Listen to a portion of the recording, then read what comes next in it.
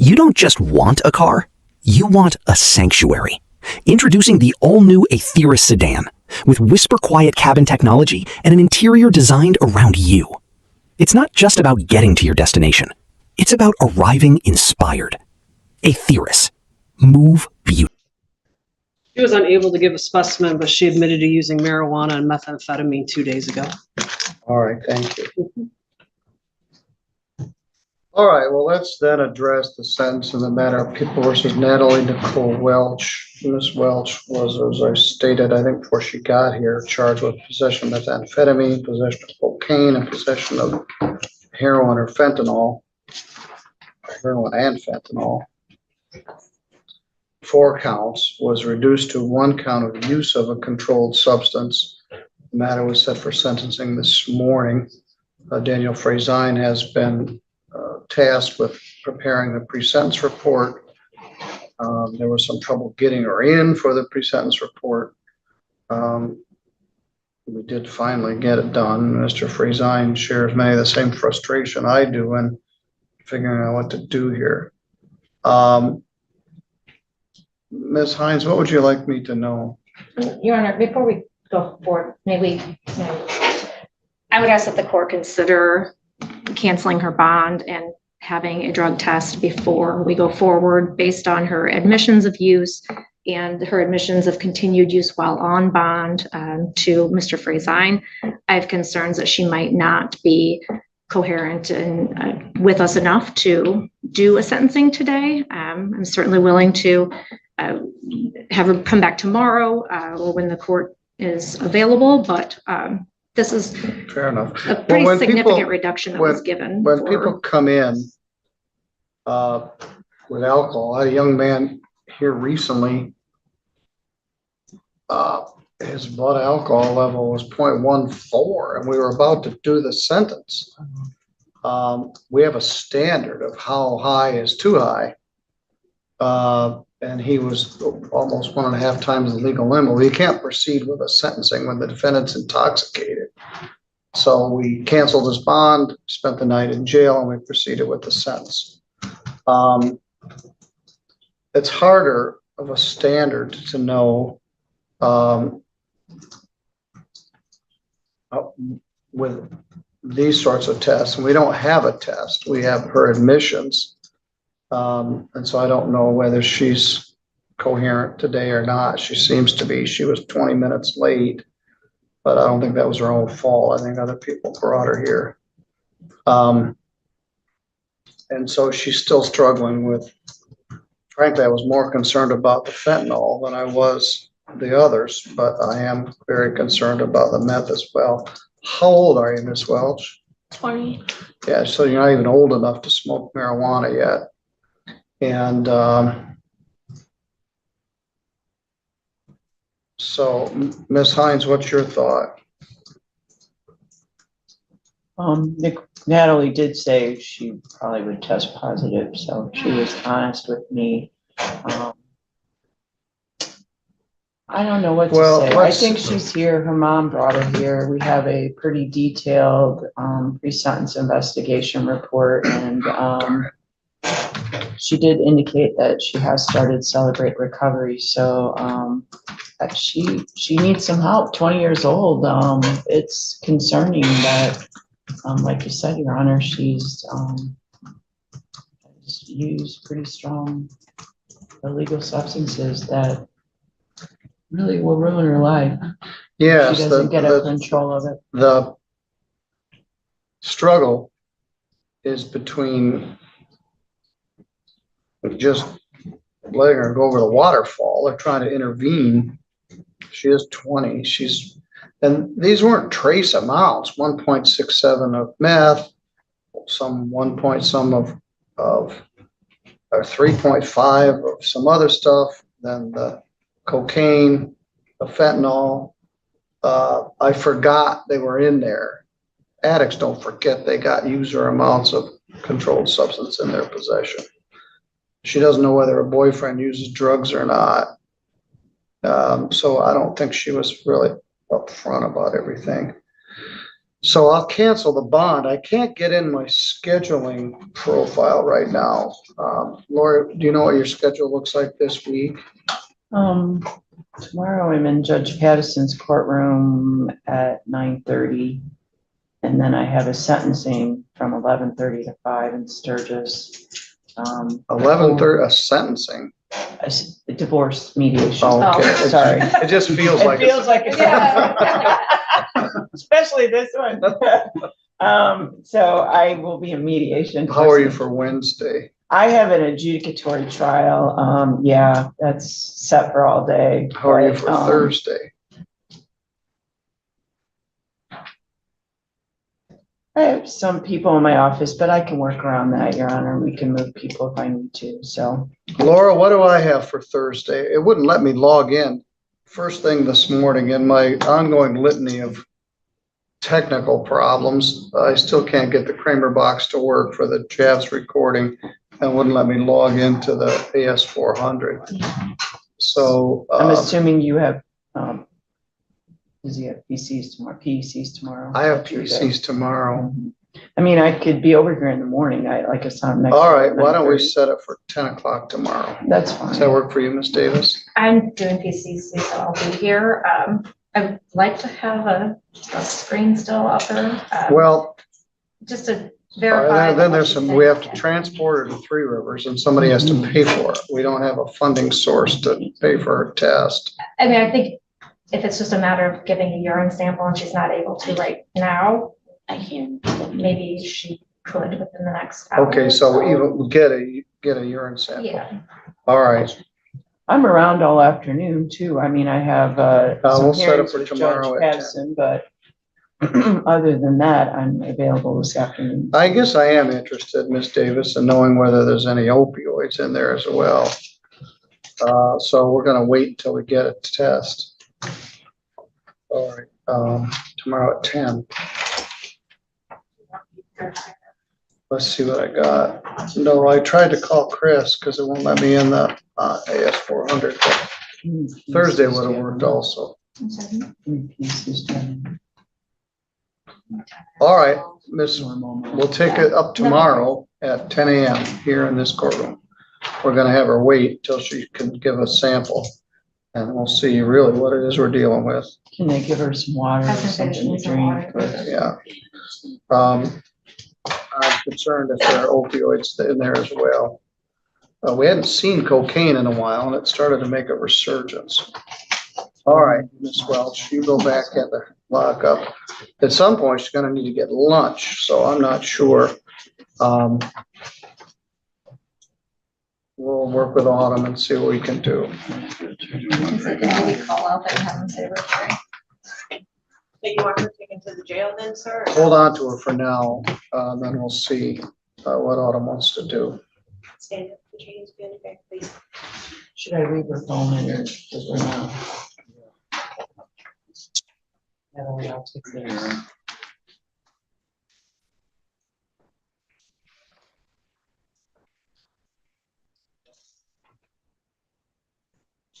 Just bond cancellation. Yes. all right, see Yeah. you tomorrow. Well, I just like that over there. Is Miss Welch here? Okay. You heard the results. I She only was heard positive of for the- everything. Lori, Lori. your client was positive for methamphetamine, fentanyl, cocaine, and perhaps something else. Marijuana, probably. Marijuana. Does Autumn have a test result or something? No, one of the issues is just an instant test.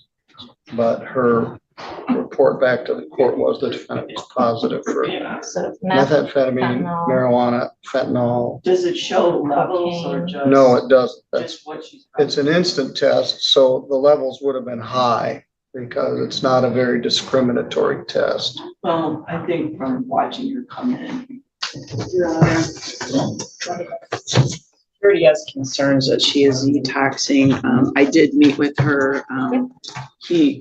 they believe she's in her beginning stages, so she is a little fidgety and well, let's see. anxious. So She's positive for opioids and methamphetamine. If we wish to continue it, her family's here.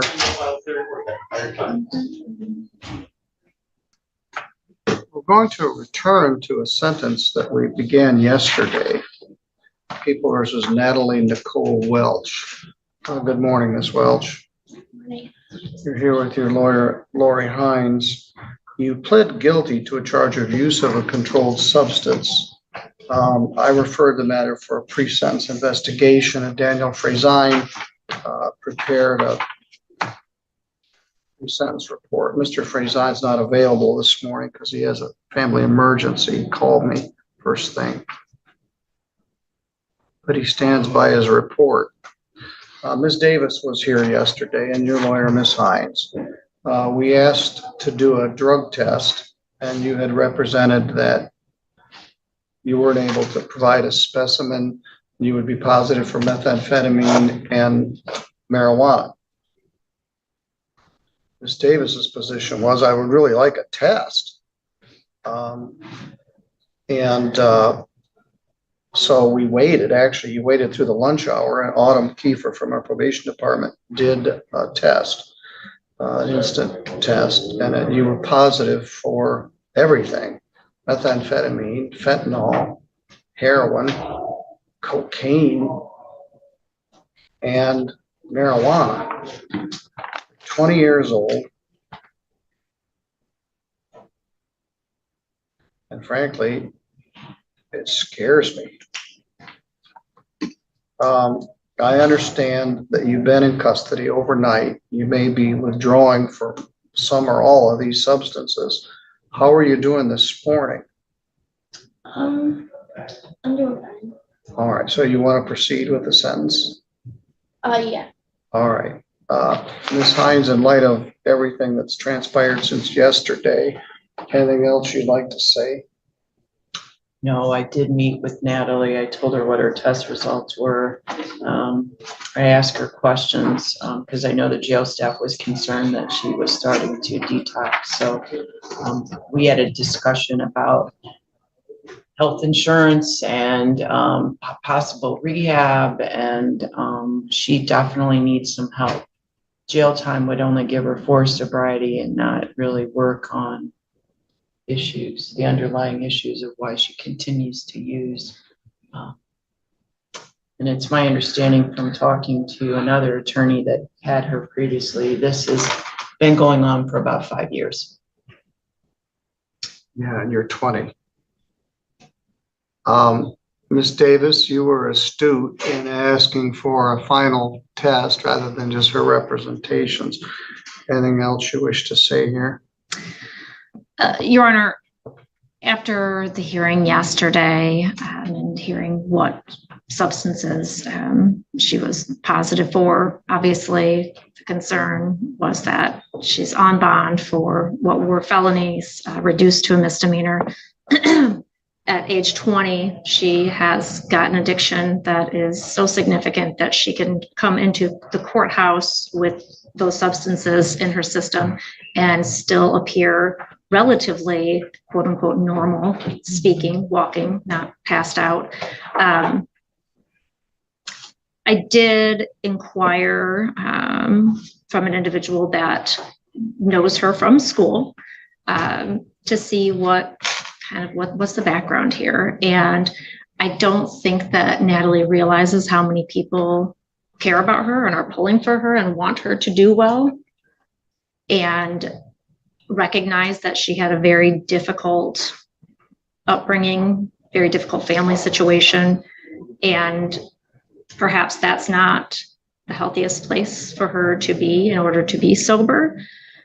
With that in mind, I would ask the court to consider doing a period of 90 days jail up front, that if she is able to get into an inpatient rehab facility, that she be allowed to do that, but it would be as a term of this so that she wouldn't be able to just voluntarily sign out.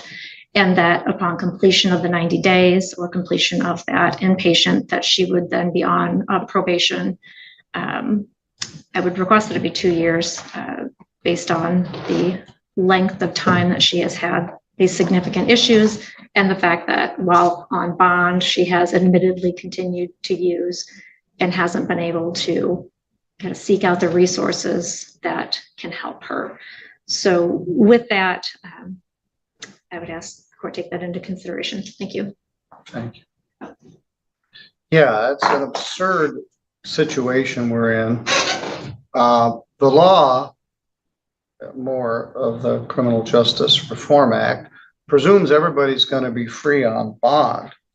There's a presumption that there's a PR bond and certainly a presumption of bond. We used to do drug testing at the Day Reporting Center. We had funding for it from the Community Corrections Grant. Now we just tell people that are addicted, don't use any drugs. And the point of fact is almost everybody would test positive between the date of the pre-exam and the prelim because they're addicted to very powerfully addictive substances. You scare us, Ms. Welch, because there's so many things involved here and you're so young. People don't die from methamphetamine overdoses. They decay over time, and we've certainly seen it. People die from fentanyl overdoses. You got other stuff in there, including cocaine, and some other, and marijuana, and perhaps other prescription stuff. It's frightening. I talked to Mr. Frazine on the phone this morning, and I think we're all on the same page. You need some sober time. We're going to try to see if we can find an inpatient treatment program for you as a condition of your probation. I can amend your jail sentence to let you into an inpatient program. And that's what Ms. Davis suggests. And that's what Mr. Frazine suggests. But you need some forced clean time. So I've agreed with Ms. Davis. You need 24 months of probation.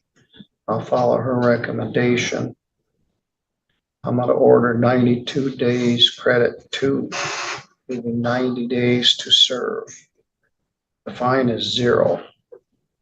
There's a $75 crime victims' rights fee, $50 state minimum fee, $150 attorney fee, and a $960 probation oversight fee. You don't have very much money, so this isn't so much about money.